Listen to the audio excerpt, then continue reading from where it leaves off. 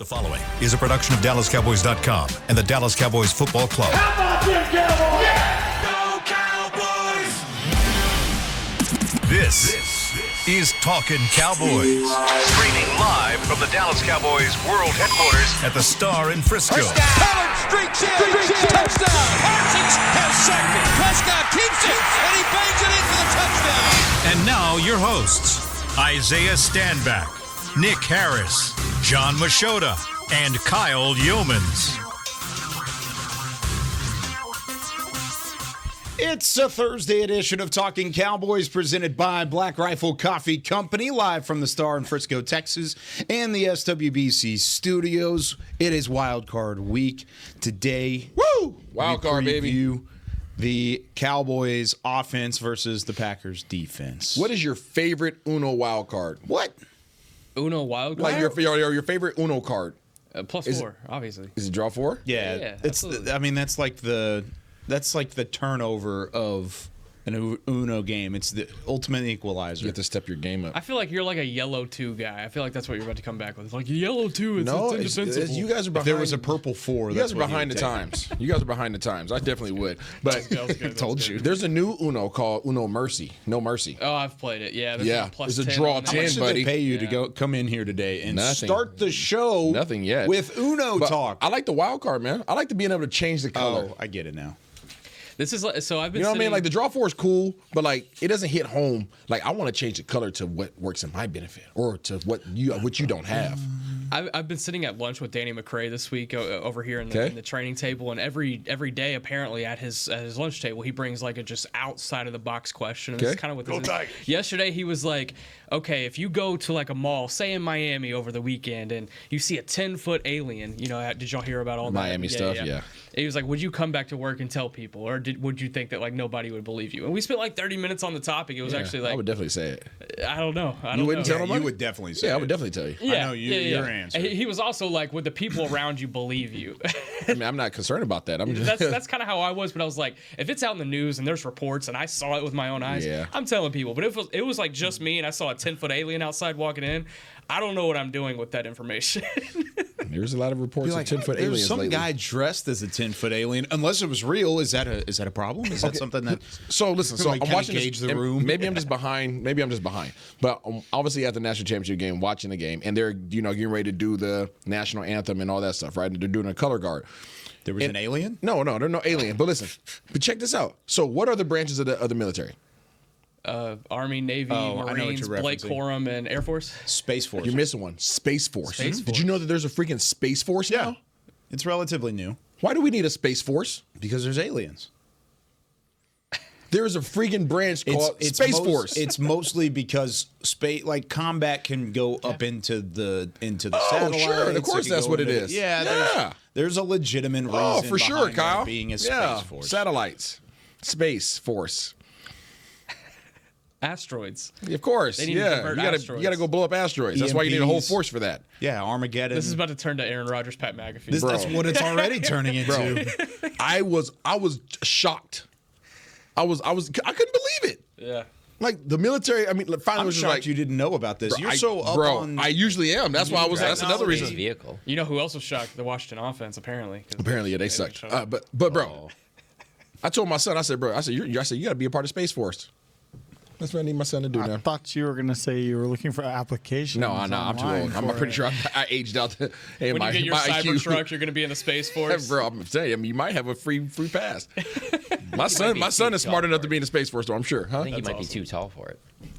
Can't be in Space Force if you're too. What's the height limit in I don't know, for but the space shuttle? I feel like to be a fighter pilot, you can be. No. No, we're talking about space shuttles, bro. Yeah, but if you're in Right, if but you're in a jet, How do you think you get to that level? I mean, I Yeah. will say there was a kid You that I think that you covered. just go from just driving a car to? You Now I have don't to think look this there's up. any How background tall- of any type of? Well, I'll kind of give you flight an behind answer it? here. There was a kid that I covered at my last job. He's actually the starting guard for the Texas Longhorns right now, Hayden Connor. He wants to be an astronaut. It's like why he went to Texas. He's doing all these like astrodynamics or whatever. And he's like 6'4", and like I asked him, I was like, "Can you go to space?" He's like, "Yeah, they make things for like tall people." I was like, "Oh, okay." So I have that answer. So for you. the minimum height is 4 foot 10.5 inches.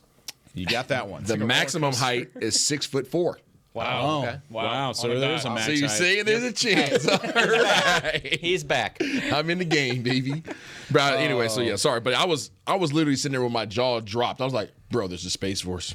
This is awesome. Well, I'm going to take both of Isaiah's crazy questions to start this show, and I'm going to somehow relate it into this.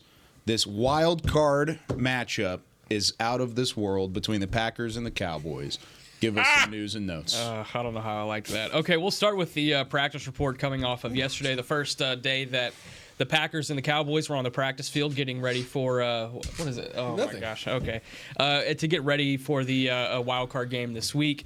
So we can start with the Cowboys side. Notables: Stephon Gilmore did not practice with his shoulder injury yesterday. We talked to Mike McCarthy in the press conference. It sounds like they're going to try and rehab him today, tomorrow, and then hopefully get him back on the field in time for Saturday. That plan in the past has kind of left things questionable as far as guys playing. But you talk to Stephon Gilmore, you talk to anybody, the expectation is that he's playing on Sunday. So there's a little bit more confidence than there has been with previous guys that sit out Wednesday, Thursday, Friday. Looking forward into the practice report, Jonathan Hankins was initially listed as did not practice, and I think it caused kind of a concern. But the team came back and corrected that he was actually limited yesterday. Tyler Smith was back on the practice field yesterday. Limited reps. He was there doing all of the drills in the portion that the media saw inside the Ford Center yesterday. And then Zach Martin, he was resting yesterday, but we did talk to Mike McCarthy. Sounds like he's good coming off of that flu, and he should be ready to go this week. Okay. Gilmore said that there's a good chance to play with one of those harnesses, which he's done before. So there'll be some limitation there, but he sounds like he's ready to go. That's a good thing to look at. And I think without Gilmore, it's a significant drop-off. We had that conversation a couple days ago about who would you rather not have and what it would do to have that top guy, that starter, drop off and what the next replacement would be. Yeah. Stephon Gilmore to Nahshon Wright is the biggest drop off. And that's nothing against Nahshon Wright, but it's also a credit to what Stephon Gilmore has done to this point. Well, speaking of 6'4", I did talk to Nahshon Wright in the locker room yesterday for a little bit, just being like, "Are you preparing this week any differently? You know, just in case Gilmore can't go." And it's business as usual for him. If he can step in, he'll step in. He feels like he did really well in the Commanders. He got good reviews coming off of that from the coaching staff, or good grading, I guess, coming out of from the coaching staff out of that second half against the Commanders. So take that for what it's worth. The Packers side, the only real thing that I think should be looked at is A.J. Dillon is battling a a thumb and a neck injury. He did not practice yesterday. That'd be big if the Packers can't have that secondary back for Aaron Jones. I mean, Aaron Jones has been toting that thing quite a bit last 3 weeks, and he's been doing a good job of it. But having one less guy in that room would obviously be helpful towards the Cowboys' run defense efforts. Mario in South Texas says the Cowboys have an alien. His name is Micah Parsons. Yeah, we see one every day. So Huh? He's walking around the locker room. He wasn't, though, an NFLPA All-Pro, though. Yeah, that's kind of wild. A second year in a row, he's not an NFLPA All-Pro. So the NFLPA Players Association, the players vote on quote-unquote All-Pros. The actual All-Pro list is Friday AP. From the AP. But 5 Cowboys were on the list this year. Let me see if I can rattle them off without looking at the list. It was CeeDee Lamb, Tyler Smith, Deron Bland, Brandon Aubrey, and Zach Martin. Boom. So those were all 5. That was pretty quick. You didn't have any hesitation. Yeah. I hesitated a little bit on Zach. That's okay. I'll give it to you. out. Do you think that's any level of motivation for Micah Parsons? No. For NFLPA? I will say though, like he did say like 2.5-3 weeks ago, he was asked about some sort of award that like the media votes. It may be Defensive Player of the Year actually. It may be because it was that stuff was kind of cooking up, and he was like, at the end of the day, I don't really care. What I do care about is the NFL Top 100 because players vote on that. I'll listen to the players, and now I'm curious. How long are these days been for you? I literally asked him that last week. It was last week. It was last week. Oh wow. I'm like, oh, Did you say earlier in the season? I said like a few weeks ago. Oh wow. Yeah. I have driven like 45 hours in the last week. This last week has felt like 2 years. You know how like every January feels like it's the longest month of the year? Yeah. I felt like I've already lived 2 months already. Like I am cooked. But anywho. Should be March already. Yeah, it should be like draft time. I'm okay with it taking a little bit of time. Yeah, I've got a busy March coming up. Same. I feel like we have to dive into this. I mean, all these coaching changes that have happened in the last 24 hours. Let's talk about it. Yeah. Pete Carroll out in Seattle. Bill Belichick out in New England this morning. And you got to throw in Nick Saban being out at Alabama. I know that's not NFL related, but that's huge news. All three of those guys. I think it's a little NFL related because of how many players he's put into the NFL, and one of which is a cornerstone of your franchise, and he's right behind your right shoulder in Trayvon Diggs. Yeah. So, but I think the one you have to look at in regards to the Cowboys is Pete Carroll being out in Seattle. You know, Dan Quinn obviously has a lot of connections to the Seahawks. He's already getting linked super quickly to that job. So, I think this one's interesting. Let's hear from the man who was recruited by Pete Carroll and has kept up with that Seattle franchise because it's his hometown. We talked about this. AKA Dad. I don't want to say we talked about this months ago because John might say we talked about it last week. But I mean, months ago. Hey, there's no reason to bring facts into this. No, we had a conversation about what it would take to really pull Dan Quinn away from this organization, being that for the past 2 years that was a couple weeks ago. Yeah, he's been turning it down. Thanks, John. He's been turning opportunities down, and nice, pretty good opportunities over the past few seasons. In terms of he's been the lead head coaching candidate across the league for the past 2 seasons.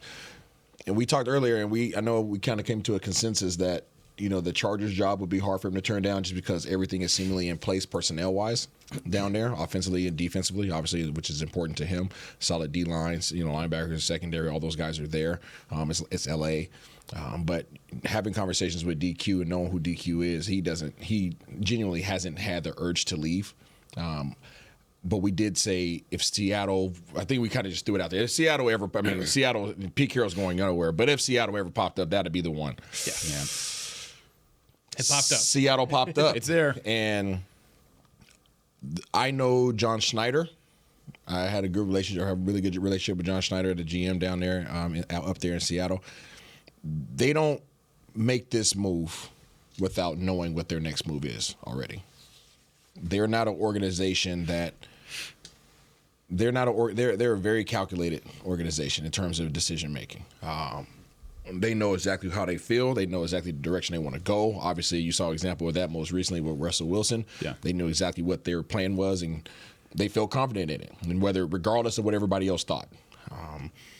I don't believe that Coach Carroll steps aside and moves to the front office side of that organization without them knowing that the next person that is stepping in already is solidified, and they can continue the culture that is that of the Seattle Seahawks. And I know people don't want to hear that. I hear it, and there's obviously I don't know. This is me just speaking from my experience from being in that building and having relationships with those people and knowing what that city is all about and that culture and that community, everything, right? They want to keep that culture. There's a very unique culture in Seattle, and there's only so many people who have had their hands on that who are in positions to take that position there of the head coach and continue that. And I think that, just my opinion, I think DQ is the only person that Coach Carroll would step aside for. What about Nick Saban? No. Just wanted to say Gotta that. ask. Total opposite personality. He's a year younger than Pete. That's just my genuine thought. I don't want to scare people. I don't want people to feel like I know more than everybody else in terms of what Dan Quinn's thinking. I don't. But I do know Coach Carroll. I do know John Schneider. I do know the Seattle Seahawks in that city. It would take a lot for Coach Carroll to step aside and pass the torch off to somebody. They're not going to say, "Hey, Coach Carroll, all right, step aside," and then be like, "All right, now let's figure out where we want to go. Let's see any meaning." That's not how they move. No, I'd be surprised if Dan Quinn is not the guy. I'd be super surprised. Yeah. So, it's that time of the year, man. And like Isaiah mentioned, we've had the conversation previously of, okay, he's still in Dallas for a reason. He has the pieces. He wants to wait for the right opportunity. You could argue there's two right opportunities right now. You've got a loaded Seattle team that just pretty much needs a solidified future quarterback, and then you're cooking with gas. And then you've got the Chargers, who have their solidified future quarterback. They just need some pieces around it. Mm-hmm. And then you've got two spots that you could say that fits Dan Quinn's mold. You don't think New England's in there?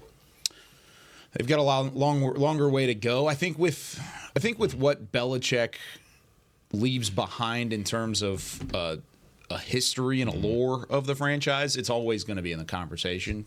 but I don't know, just roster-wise, I don't think they're up there with those other two. What do you think about that? I think Robert Kraft's hired 2 head coaches, and it's been Pete Carroll and Bill Belichick. I'm just going to bet that he probably hires a decent coach this time. Pretty solid coach. I think New England is a lot more attractive than a lot of those jobs that were open last year. Mm-hmm. So that's the only reason I throw it in there. Do you think I know it's more of a build, but yeah. Do you think it's as attractive as Los Angeles or Seattle? Maybe not even just for Dan Quinn specifically, but just the Los in general. Angeles one's tough because obviously they have the franchise quarterback. Mm-hmm. They've got a lot how around many people really care about the Chargers? That's the Yes, problem I keep and coming it's back the- to. and it's the You share leadership, a building right? with somebody else that, I don't know. It's They're the- just New England Patriots is just what Bill has helped build it to. Yep. Is on such a level where, man, that's a great job. I know that it needs some retooling in that, but that's a great job. I want to bring up, there's a couple of things that people don't really, at least from the outside, I would imagine, most fans don't really take into account when they're thinking about positions being filled. One of which is culture, which is obviously I'm big on. I was able to have more insight on Dan Quinn coming into the Cowboys. I know Kyle remembers that from me some years back because I knew the type of culture that he came from in Seattle, and I knew the type of energy he had and how he was going to be a culture changer. And that's what he's been. People don't need to take that into account in terms of potential fits. And then you have to take into account the stability of the management. All right, the stability of the front office. Mm-hmm. You know, what does that front office look like? When you're a coach that's going to step out of something that's very comfortable and you're going to step into another situation where you're now the guy and everybody's looking at you, the people that you have to work with that wear the suits, right, or hoodies, whatever they decide to wear, okay? The track suits. Yeah. That's very important because you don't want to walk into a situation where you're trying to figure out if the relationship's going to work. That's why, another reason why I say that Seattle is very difficult for him to turn down, because he knows that organization. He knows the ownership group there. Obviously, you know, the ownership is now passed off to the family, but you know, Schneider's there. He's not going anywhere. Dan Quinn is the obvious choice, but you don't think that there could be a potential dark horse, somebody that we're not even thinking about, that they are really high on, that they just haven't let out? That city. Obviously there's a chance. It's hard for me to imagine it. It's hard for me to imagine somebody who has not had their hand on that organization at some point in time. Yeah. And had success there. Yes. Won a ring there. Correct. So, to the point of New England, I think Mike Vrabel's probably the guy Yes, for that job. for sure. That seems too right, but we'll see. there you go. So, coaching carousel, got some injury updates, and now when we come back, we're going to hit the film. It's time for a little QB vision as we take a look at the Cowboys offense versus the Packers defense, with more Talking Cowboys right after this. Todd thought it would be secure to jog in the cheetah savanna. Todd believed the big cat repellent he bought online was reliable. And now, Todd is trying to be faster than this cheetah that can run 80 miles per hour. But the good news is, Todd has AT&T 5G that is fast, reliable, and secure. And he learned the best thing to do is stop running and toss her the backpack with the beef stew. AT&T 5G. Fast, reliable, secure. It's not complicated. 5G requires compatible plan and device. 5G may not be available in your area. See att.com/5G for you for details. Black Rifle Coffee Company serves premium coffee to people who love America. When you drink Black Rifle coffee, you are directly supporting veterans, law enforcement, and first responders in your community. Black Rifle's expert roasters love coffee almost as much as Texas loves football, so it makes sense that America's Coffee partnered with America's team. Go online at blackriflecoffee.com and fuel up with the official coffee of the Dallas Cowboys. That's blackriflecoffee.com to fuel up today. Cowboys fans, after that move, we've just coined the term Rowdy Replay. Let's roll back the tape. Okay, there's our mascot Rowdy cheering on the boys, and now he's on his phone on his Bank of America mobile banking app? Staying on top of his finances with his virtual financial assistant, Erica. Bank of America's digital tools are so impressive. Cowboys fans just can't stop banking. Learn more at bankofamerica.com/can't stop banking. Erica is only available in the English language. You must download the latest version of the mobile banking app, only available on select mobile devices. Message and data rates may apply. Member FDIC. Welcome back into Dear Doctor, the show where I answer life's questions with an ice-cold can of Dr. Pepper. Sheila, let's hear from our next caller, would you? Dear Doctor, my friend supported me during a tough time, but what's the right gift that says, thanks for being a shoulder to cry on? Okay, this one's easy. I say give her a delicious Dr. Pepper. Nothing says, thanks, girl, better than a one-of-a-kind soda. Yes, any Dr. Pepper flavor will do. Now, just a reminder that I don't need to be a real doctor to know that Dr. Pepper is the one you deserve. Back to Talkin Cowboys. Back here on Talking Cowboys, presented by Black Rifle Coffee Company. This portion of the show is brought to you by Quaker Oats, a super trusted superfood. Quaker Oats, the official oatmeal sponsor of the Dallas Cowboys. Isaiah, did you get him in? You know that's right, good. Kyle. Because you're dat dude. Yeah. Speaking of dat, I saw Dat last night. Dat win? Yeah. Yeah? Yeah, I saw him at the store. Just ran into him? Just ran him into him. I'm looking in the store. I'm out there filling out our the water bottles for the house, you know, like the big 5-gallon jugs. My son and I are out there filling ours up, and I'm seeing somebody check out. I'm like, is that Dat? He's like the most unassuming guy. Yeah, is that Dat? Is that Dat? Yeah, I'm like, he's like the most unassuming guy, and like he's just driving the most basic of vehicles. And I was telling him, I was kind of teaching my son a lesson. I'm like, dude, you would never know. You would never know his background nor what he's doing now as a businessman. You would never know. And so you said, so appreciate the castle we live in and the fine cars that we drive. You know that tent that you stay in every night, son? That's right next to that guy's house. No, but it was good to see that. That's awesome. I was thinking of the 5-gallon jugs of water that you were just filling up. Yeah, how many are you doing at a time here? Yeah, we did 3. Okay, we have 5 empty containers at the house. It's $750 to buy a brand new one. And so but it's only $250 to fill it up. Speaking of jugs, did that jug machine come in? Oh, it's in there, buddy. we're hitting the ground running tonight and tomorrow. Soccer ball specific. Soccer ball jugs. Yeah. Interesting. It's time for a little QB vision here on Talking Cowboys. Wide 80. Wide 80. It's time for QB Vision with Isaiah Stanback. Oh, Kyle, you're hilarious, man. What did I do? You did nothing, bro. I did nothing. You did nothing, man. You're awesome. Thanks, man. Tell us about this Packers defense. Packers defense, man. These guys are talking about unassuming. These guys are they're sneaky. They're sneaky. They don't. Is that a nice way of saying they're not very good? No, they're actually okay. Okay, good. They're actually okay. But there's not a lot that pops off on film when you watch these guys, right? It's just like they're just consistent. Let's go ahead and talk about what they do here statistically. Some of these things that we have here. Let me pull this up for you. All right, statistically, okay, when you look at their defense versus kind of our defense, just as in comparison, we run the 3rd most single high in the league. Okay, we know we're a single high defense. They run the 5th most. So these guys like to have one safety sitting back there at all times. We're at 30th in split safety. They're 25th split safety. So it's relatively obvious that these guys want to play single high. But then when you look at the other stats in terms of man coverage, we're first in the league, Dallas Cowboys that is, at playing man-to-man coverage. These guys are right in the middle of the road. Okay, so just because you see them in single high doesn't mean that they're playing man-to-man.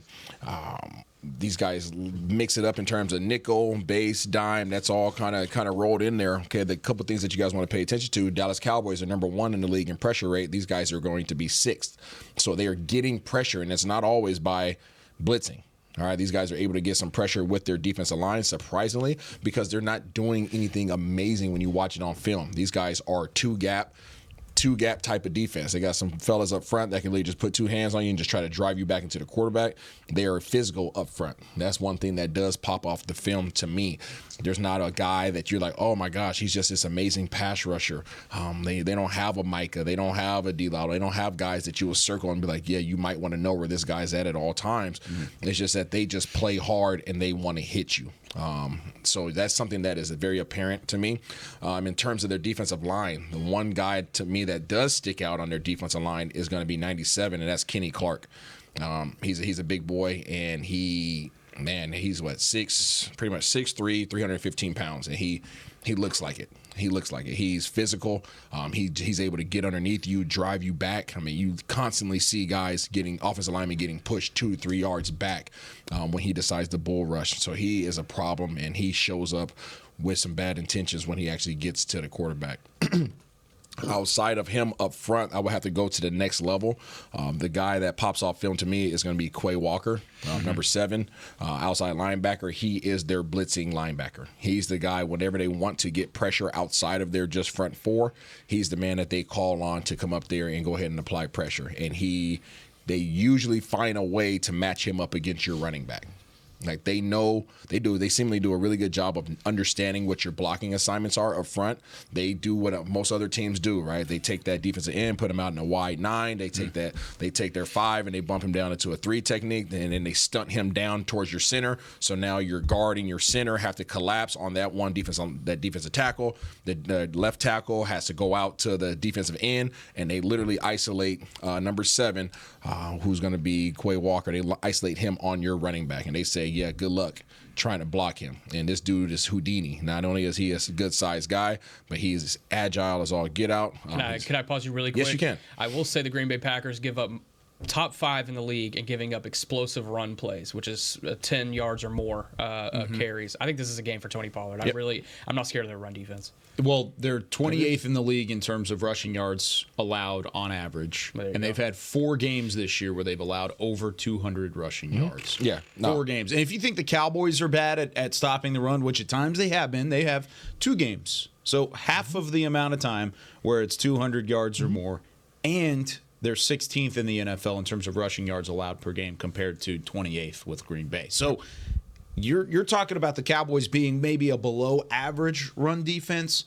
The Packers have a bad run defense. So this is a chance for Tony Pollard. Absolutely. I totally agree with you. I know I'm talking in reference to their pass rush, and that's where I see them being most dangerous of the 2 aspects of their team. They're really good against the pass. They're 9th against the pass. No, that's what I'm saying. They're good. They're solid up front. Like I said, it's not anything that just flashes off the film, but these guys, they literally lock on, they'll drive you back up front, and then they find ways to isolate the guys that they want with one-on-one matchups. No different than Dan Quinn finding a way to match up Micah Parsons against an offensive guard or a center, right? He finds ways scheme-wise to say, okay, you now isolated, have fun trying to block Micah. They do the same thing with their linebacker in Quay. He's 6'4", 241. He's a big boy, right? And he has those long arms. He's able to swim, move guys, throw running backs out the way. So you definitely need to be aware of him. Their running defense, like you guys mentioned, I'm not afraid of it. Reason being, from the first thing I said, these guys are a 2-gap defense. They're not running a lot of stunts. They're not doing a lot of movements. These guys literally are just locking on and they're coming downhill. So what you see is what you get. Pre-snap, post-snap is pretty much the same. So in terms of Dak, okay, Dak, answer that dude. Huh? How about that? All right. In terms of just as bad as my cheesy one joke of my clients got me this segment. In terms of Dak being able to put the offense in a good position to run the ball, there should be no problems here, unless they change from what they've been showing on film. Where they're at is where they're going to be. So that's good. There's not a lot of shifts on the defensive front. They're not changing their fronts from over to under. Literally, they're lining up and they're saying, let's play ball. So that's good from that regard. As we go to the secondary, I'm not seeing a lot. I'm really not seeing a lot from their secondary. I know that the name that everybody's going to talk about is going to be, Jair Alexander, number 23. I haven't seen much from him on film. Haven't seen much at all. Like during a coin toss. He's gonna be there. Just like the news segment this week with him. I did. He hijacked a news segment and was like, I did see that. He said something like, "The bag are gonna be ready" or something like that, and the news reporter was like, "And we got a fan over here." She had no idea. He was in street clothes and he just popped over her shoulder. He did a little seatbelt thing real quick. Yeah. I'm gonna back up the reporter here because Dak totally photobombed the end of our post game show the other day, Dak Prescott, and I didn't even notice he was standing there. And so the only reason I knew he was there is because I had a monitor in front. If I would have flashed back, he was in a bright red suit too, so I probably would have noticed if I would have flashed back and seen him. But if I didn't have the television monitor there, I would have had no idea who it was, no idea where it was. We're lowering your Madden awareness is going down. It's bad. Yeah. But also, as a live reporter, you're probably terrified that somebody running up on your set's going to say something stupid. Oh, it's a real problem. And you're like, okay, you're just happy that it gets out and it's safe. Who was that one guy who used to run around saying something crazy? I don't remember. Anyways, there's one guy. Can't say it. But you guys know what I'm talking about. Okay, you can't say it on air. I know what you're talking about. To the fact that in my brain I'm saying why is he bringing this up right now? That's what I'm saying. Well, I'm saying it led to Jameis Winston getting suspended for the Clemson game. That was a thing. All right, so I wasn't gonna say it. You almost got in trouble, buddy. All right, so as we go to the secondary, the secondary, Again, Jair Alexander, he hasn't shown up. He's doing more talking than he's doing playing right now, from what I can see on film. They're not asking these guys to play a lot of man-to-man. So he's not getting opportunity to really show off what I think he does best, which is press man coverage, right? He's going to talk. He wants to get up, put his hands on you, and stay in your hip pocket. These guys are not playing a lot of man-to-man. Whenever they are playing man-to-man, it's usually because they're blitzing. So if you see their technique change and their cornerbacks do an awful job, hopefully they're not listening to this, but their cornerbacks do an awful job of hiding coverage, meaning majority of the time these guys are playing cover 3, okay? 1 safety back, 4 guys underneath. The cornerbacks are playing off and outside. Like, that's how you draw it up on paper when you're teaching, your middle school team. That's how they line up. These guys are off and outside, about 6 to 7 yards, and they're looking inside. That's one of them key. What's the word? I just freaking dropped the word.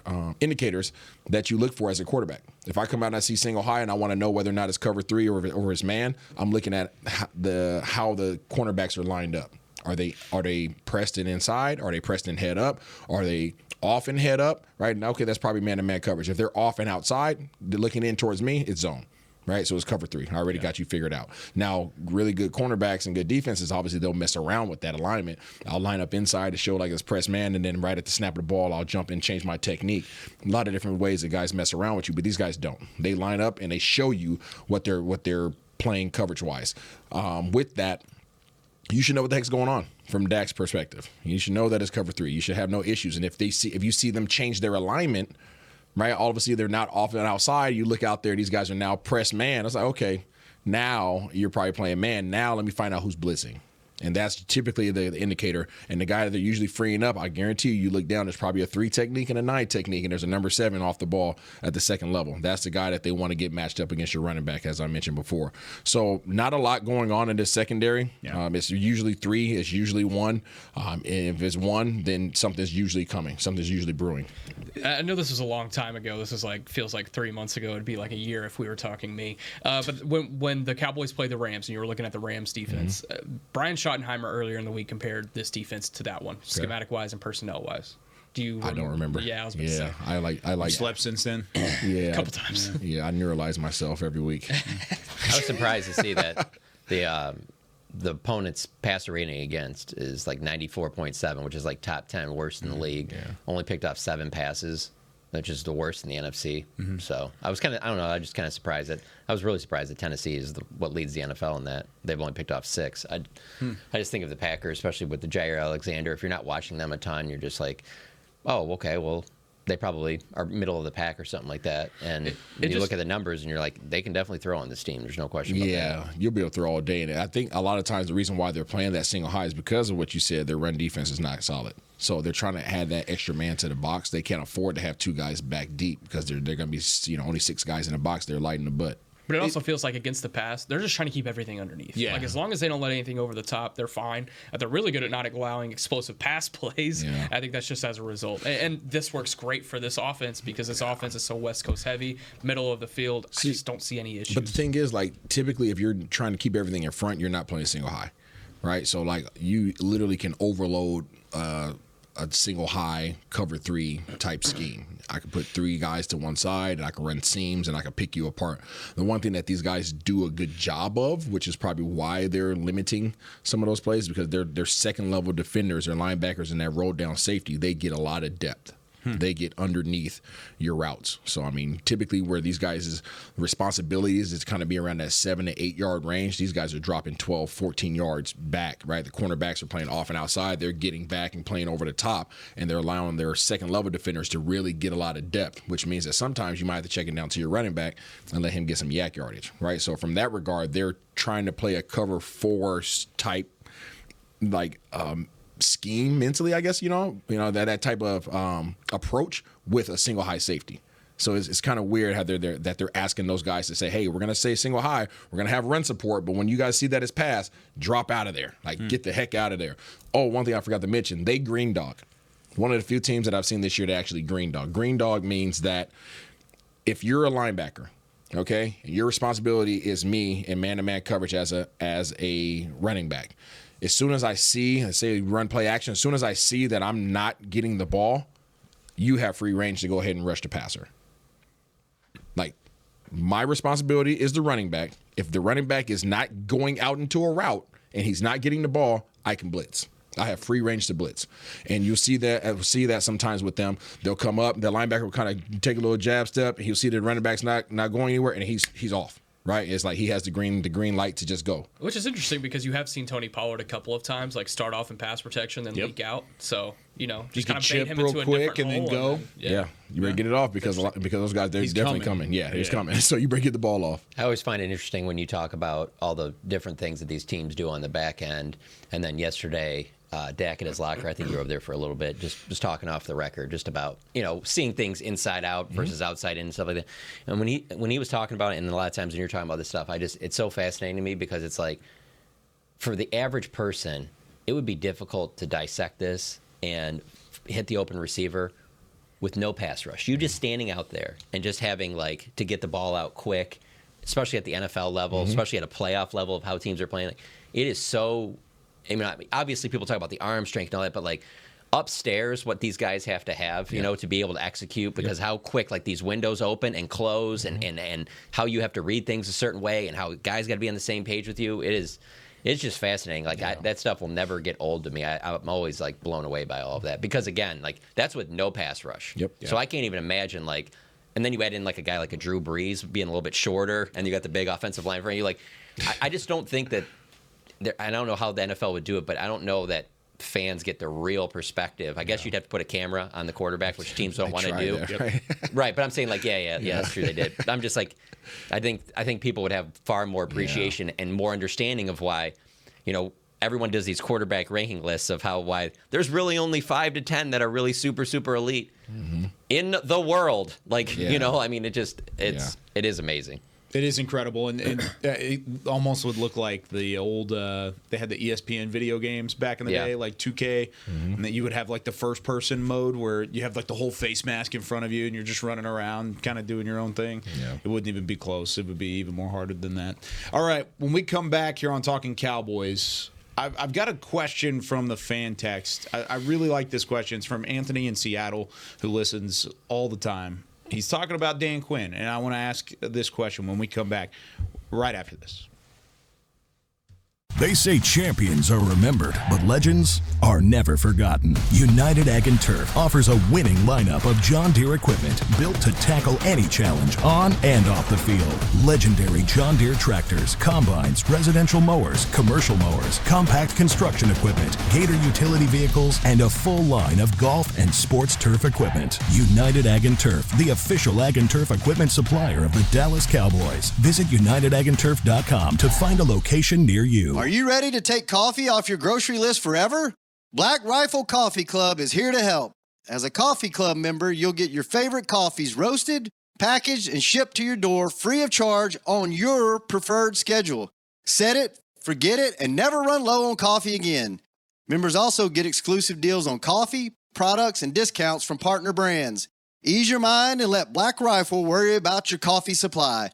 Go to blackriflecoffee.com to join the coffee club today. It's the official men's skincare brand of the Dallas Cowboys, Jack Black. And right now, Cowboys fans can get 15% off their $75 order. Plus, because every deal needs a playmaker, your order will include a free 5-piece skincare set and free shipping. The Jack Black Playmaker is 4 of Jack's favorites and a full-sized intense therapy lip balm. Make a play for the Playmaker at getjackblack.com/Cowboys with the code CowboysVIP. That's getjackblack.com/Cowboys with the code CowboysVIP. Todd thought it would be secure to jog in the cheetah savanna. Todd believed the big cat repellent he bought online was reliable. And now, Todd is trying to be faster than this cheetah that can run 80 miles per hour. But the good news is, Todd has AT&T 5G that is fast, reliable, and secure. And he learned the best thing to do is stop running and toss her the backpack with the beef stew. AT&T 5G. Fast, reliable, secure. It's not complicated. 5G requires compatible plan and device. 5G may not be available in your area. See att.com/5G for you for details. Back to Talkin' Cowboys.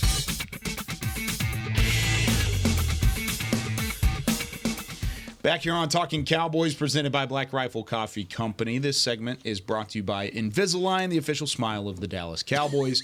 Nick Harris, John Machota, Isaiah Stanback, Chris Beam in the back.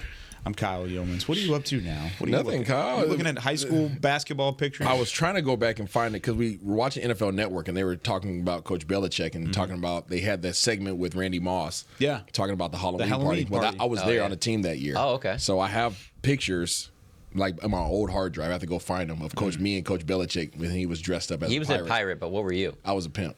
Okay. What was Randy? I can tell you what he told Was me. he SpongeBob? You just showed up normally then? Dang it, you beat it to me. Who had the best costume? Randy Moss was SpongeBob. Him and his lady were SpongeBob. Both of them were SpongeBob? Wes Welker was Party Boy. I bet one was Patrick. I remember that. Yeah, I don't think one was SpongeBob, one was Patrick. TB12? Yeah, TB12 was there. Him and Gazelle. Okay. Yeah, she was pregnant at the time.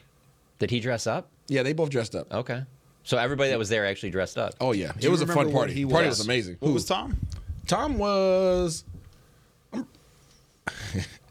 don't think I can say it out here. Okay, nice. Yeah, that's good. Good for him. What was he, a goat? No, I think he was a pimp too. But she had like. Yeah, let's not talk about that. Okay. Let's see these pictures. So many references today. That was a fun night. I can tell you that. I'm trying to find the picture for me dressed up that night. I know I didn't post a picture of me and Coach Belichick, but I think I posted a picture of just me dressed up that night. Of all the NFL films, like behind the scenes videos, and there's a lot of great ones. That's one of my favorite. The Randy going to Bill talking about that, and I think it's in the same episode as I think it's all about Belichick, but Brady sitting down with him, and they're going over film, and they're just like dissecting. They highlighted Ed Reed. And like how difficult. No. That was me that night in one of my offensive linemen. Turn around and show it to Nick's camera. Oh, boy. My gosh. Oh, there you go. Oh, man. Oh, my gosh. Andre the Giant? Nacho Libre. No, Nacho Libre. Yeah. Oh, man. All right, let's get to this question. Yeah, let's get to the question. Anthony in Seattle, and this has been a conversation, I think, on Cowboys Twitter a little bit. Hopefully Dan Quinn potentially leaving motivates the current Dallas Cowboys, the current guys on this defense, going into the playoffs this year. How do you feel like that impacts this defense, knowing that could be a possibility as a player, as somebody that's on the outside looking in, is NFL insiders like you guys? Does it matter knowing that Dan Quinn's possibly out of here at the end of this campaign? Yes. It does? Yes, it matters. Why? Because you got to go get it. Not to say that you didn't have that mindset already, but Sure. it's a heightened sense of awareness that, hey, we might not be the same next year. You got one shot at this. Yeah, we might not. There's a high probability, greater than it's been over the past 2 seasons. I know we've been hearing that the last 2 years, but now anybody who has any kind of antennas knows that there's a heightened chance of him leaving, and you might want to go take advantage of this because who knows who's going to be leading this next year. For what it's worth, we asked Deron Bland kind of that question yesterday in the locker room, and he was like, man, I'm focused on this journey, the guys we have right now. Like, I'm not worried about any of that. Yeah. But also, that's just who Deron is. He probably doesn't like pick up his phone until like 10 p.m. every night. That's me. Like, he still has his high school huddle highlights like pinned on his Twitter. Like, that's how like under the radar he is. Good for him. Yeah, I love it. That's why he's an All-Pro. Yeah, I wish I could be that. Yeah, that's tough. I was standing there when Bland gave that answer too, and that part of it made me think of how, especially if you're a younger player, you're just like you got so much going on. It's the playoffs, everything's heightened. That I'm sure even with him though, it adds a little something there, a little bit of a sense of urgency because of that. But I also think having Dak Prescott on this team and him being able to share how he's been so open about 2016, and admits that, hey, he thought this league was going to be easier because of how smooth things went. And I remember those times. I remember Scott Linehan talking outside the locker room saying how, like, I got to remind him sometimes this isn't how it always goes and stuff like that. And so because of that, I know that Dak is a big proponent of, like, man, you don't get these opportunities all the time. You got to take advantage of them. But also, I certainly think with the Dan Quinn situation, the only part of it is I wonder how many players on the team even know, like how many guys are sitting around going, man, did you see that Seattle job just open? Man, Dan's going to take that. Mm-hmm. I'm not saying that there aren't any. Yeah. But I just find it hard to believe that there's a lot, Yeah. I bet you that conversation's been had, but there's people focused. I'll share this story even though we're not technically supposed to share what we see in the lunchroom. Uh-oh. No, this is cool. This is a cool story. I was walking back from a workout. They have like a boot camp thing that they run on Wednesday afternoons, and I was walking back yesterday. Thanks for the invite. And hey, I invite you every week. You just said you don't like working out anymore. I was walking back through, and there were balloons.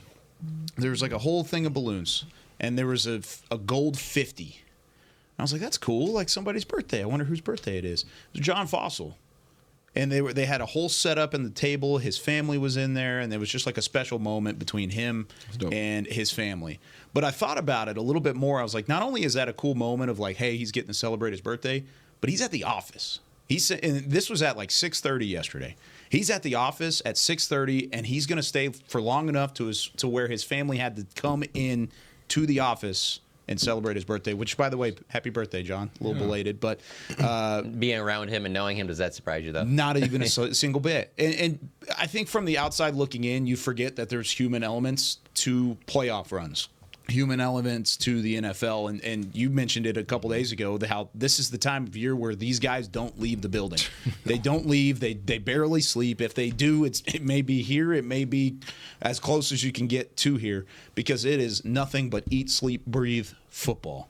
Yeah. And so even having a special moment like that is something that stuck out to me of like, this staff is locked in. Mm-hmm. And he wasn't the only one in the building. I could say those hours are crazy. Everyone was there. And it was just kind of something that stuck out to me and something I thought I should point out. It's always interesting when players, like you ask like players like towards the end of their careers or even after their career's over, guys have been in the league for a long time, and you'd be like, so what do you think, man? Maybe like coaching next? And so many guys would be like, nah, I'm not trying to put in those hours. I literally had one of my old teammates text me last night after the Seattle news came out. He was like, so what you think about coaching? I was like, what about coaching? He's like, would you go up to Seattle and coach? I'm like, no. Bro, it would take so much money. And then he started throwing out numbers. I'm like, yeah, no, that's not going to be enough to get me up there and what was your number? Hours. Huh? What was your number? You want me to be a jerk, don't you? He threw out some numbers, and I was like, nah, that's not going to be enough. And he threw out one number. I'm like, I'm listening. This is a safe space. This is a safe space. $5 What's million? your number? The number started when he mentioned, no, it was 300. Once he said 300, I said, okay, I'm listening. 300,000? I'm listening. Million. Yeah, stacks. Come on. I said, I'm listening. But it would take, those hours are crazy. You don't see your family. Yeah. Like, you know what I'm saying? Like, those guys sacrifice so much. And speaking of birthdays, shout out. Today's my brother's 50th birthday. Crazy you brought that up. So shout out Jamar Williams. Love you, bro. Boom. You're old. But yeah, those guys don't see their fams the way they want to. Yeah. Right? And when they do see their family too. Well, they're moving. But the thing is, like, you don't see your kid before you leave. You're leaving while your kids still sleep. You're here in the building by the time they're waking up, and you're getting home after their sleep. Yeah. So if you have young children, like, you miss so much of their lives. Yeah, you do. I feel for the kids way more than I do the coaches, just because of the fact of you. Obviously, like you just said, your father's not going to be around as much because he's always working. You're having to move to different places. So then now you got to get into a new school, and then here's the worst part: if the team's not playing well. You got to hear all these, Yeah. God, there's all the words I want to say I can't say. Yeah, no, talking about it. Yep. And you gotta, and you're just like, you don't even know there's so much more to it than you know what's going on. Yeah. Like that's just Yeah. Funny quick story. I know we have to get out of here. Yep. We're leaving the Michigan game after Penix threw his last interception. I was like, all right, son, let's get up out of here. Like, it's over. Right? You watch the celebration? No, we're out of here. It was pouring down rain. I want to get up out of there. Yeah, exactly. So we're literally walking out, and like we're in the middle of a bunch of Michigan fans, right? And I don't know how we got like in the Michigan section, and literally all the fans were sitting by. We're like, all right, bye. Leave my son like. Puts the brakes on and like goes looks at it and gives a mean mug. I'm like, just go, just keep going. I'm like, my son's the most respectful, like not outspoken at all, and this dude gave the death stare. I'm like, he has like a little temper. I'm like, bro, just keep walking. I wish you would have let him pop off. No, like I wish you would have let him get going. Bro, he was like, I wanted to thrash them. Oh, it's like, bro, what? I like Space Force, baby. Welcome to college football fandom. Yeah, he saw an alien. Yeah, exactly, Space Force, baby. All right, John. Before we get out of here, what's your prediction for this week? Cowboys 30, Packers 20.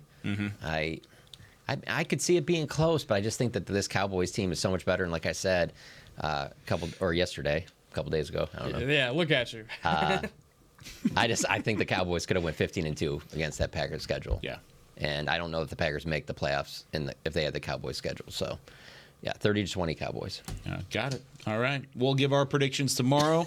We'll have Josh Rodriguez on the show. Then we'll break it down for you next week here on Talkin Cowboys. For Chris Beam, Isaiah Stanback, John Machota, Nick Harris, I'm Kyle Yeomans. We'll see you tomorrow. We're a Say It With Your Chest Friday here on Talkin Cowboys.